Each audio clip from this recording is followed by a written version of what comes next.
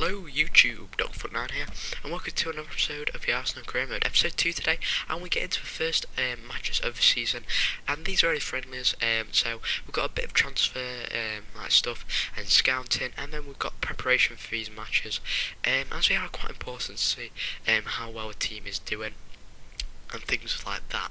And we also need to see who can put out on loan and things like that. And also, just before we start, somewhere in this video, you'll see me searching for a player, and I'll have a bit more money than I normally do. And that's probably because I did lose. I forgot to press the record on the bit where Santi Cazorla, one of the top players in the team, gets sold to Atletico Madrid for 30 million, and I get 25.5 million back to be able to spend. And I accidentally didn't record that bit, or I recorded it and lost it. So I'm sorry about that, but I'm just filling you guys in on what happened. It wasn't really like the most awkward negotiations where they wanted him for less than I did, and it wasn't a bit like that. It was just really a straight 30 million and I gave him up, because really I think we could probably buy a younger, maybe even better left midfielder or cam, because we have got some really solid centre midfielders, and maybe getting rid of a really good one to replace him with someone in another position who isn't that good, to replace someone who is good in a position where we are lacking. I think that's quite a good option, because we have got Jack Wilshere coming through in that centre attacking mid spot, Ozil obviously as well, and we've also got quite a few other players who can play in that position, and we've got Thomas Rosicky if we do get like a bit low on players. But then we get two pretty easy goals there. One with Podolski, who was our top scorer last season, and Giroud, who I did sell early on, but this season I might not really want to sell him on as early, because he is a really good player in this year's FIFA, because it's not all about pace this year. It's mainly about who can get the passes through and who can score them. And Giroud, for heading, as you guys know, it's an absolute the most OP thing in this year's FIFA.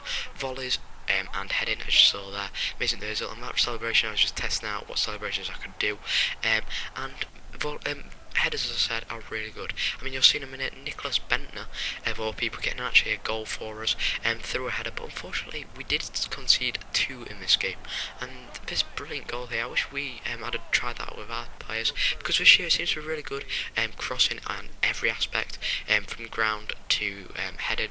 And here Oxlade-Chamberlain with an absolutely brilliant run, nearly gets in, crosses it back in, and then Nicholas Bentner, when I was just talking about his heading, scores it and puts it past the keeper there for us, and that gives us a 4-2 win. So we're going to our next match here, and that's against Marseille. But just before that, I did get my money, sorry about that, between now and when you'll see this next footage, for Santi Cazorla, or I knew it was going anyway, and so I looked at Marco Reus.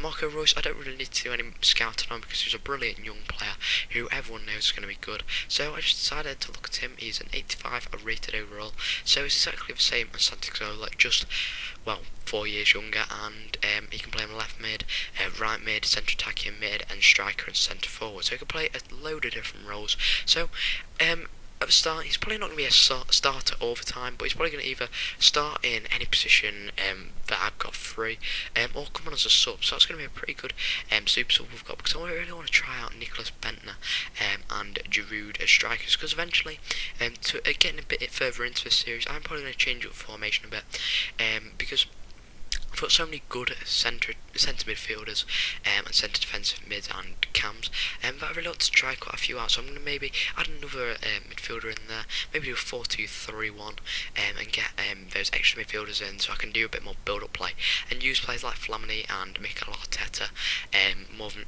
more, because I was normally just using Diaby and Ramsey, because in that centre defensive mid spot, because they are really good players, both attacking and defensive. I mean, Diaby, his shot power is actually really good, and Ramsey, we just know, is a really good player at the moment, and I want to see if he's that good in FIFA, and I'm proud to say he is. He doesn't score as many goals as he does in real life, but he is setting them up and helping, but you guys will see that in a couple of episodes time.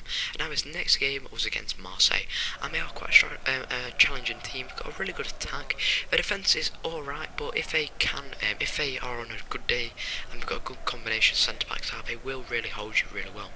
And through here, they get nearly, and then a brilliant pass out to Ayew, and Ayew crosses it in, delays it, gets around my defender who slides, and Payet, I think that's his first game for them, and he gets a goal there, and then another goal there, straight after him paused it to try and get us another striker on. And then here, once again, they get the ball, Marseille, and Marseille just absolutely tear my defence to pieces, and obviously pass it in, and just take it around Chesney, and that's a bit unfortunate, because it really does lower the confidence of my defence. And as you'll see in a minute, I'm going to take some action on that. I'm actually going to call on some older favourites from my last series, only one of them, but you guys have to try and guess. It's going to be a centre-back, and then Nicholas Bentner gets his second goal of the campaign, only in friendlies though, but hopefully he'll play this well when I bring him on or start him in the Premier League, because I really could have needed him to get 2 more goals. But there, as you can see, I was playing on world class, so I should have probably not lost to Marseille 3-1, because I wouldn't expect that to happen in real life. So next episode, I'm probably going to have to tune that down a bit. I'm probably going to turn it down to professional either the next episode or the one after. So here we are looking at some younger players, and Kelvin here, he's a really young, bright spark really, 20 years old, and I know I've got quite a few good wingers, but not many of them are like young Brazilians who, I mean, Kelvin is not really getting much football at Porto, I don't think, so I've tried to sign him over, and maybe I was going to put him out on loan, but when players like Theo Walcott and also Chamberlain could be played, or Podolski, I was going to put him on, like, try and get his overall up and try and improve him a bit, because you know, Gnabry and Machi, they're alright, but they're not first team quality yet, especially Gnabry. Unfortunately, he's a really good player in real life, and as you saw, he scored a goal at the weekend, but you know, in FIFA he's not the best. And here you go, here is the old favourite who I'm going to call on, Static. He's age 20, and in this FIFA I think he'll have gone up a bit, so I won't have to trade him as much, or well, try and improve him as much. But as you can see there, we don't know too much about him, but he is very happy at Man City, so I want to really try and sign him. So I'm going to inquire about how much Man City want for him, and then I'm going to go down the list a bit further and change the leagues around and stuff like that, and go into the Bundesliga as you see here, and I'm going to be looking for a player who I tried to sign last season, and that's Jerome Boateng. So I'm going to try and sign him, and I'm looking through quite a few good ones there, Felipe Santana, but I just really wanted you know, someone who I could rely on more defensively, not really pace-wise. And there you go, Jerome Boateng. You'll have to see what happens with him and the Static next episode. But until then, I'll see you guys later. And please remember to leave a like, also subscribe for more FIFA 13 videos. And until then, I'll see you later. Bye.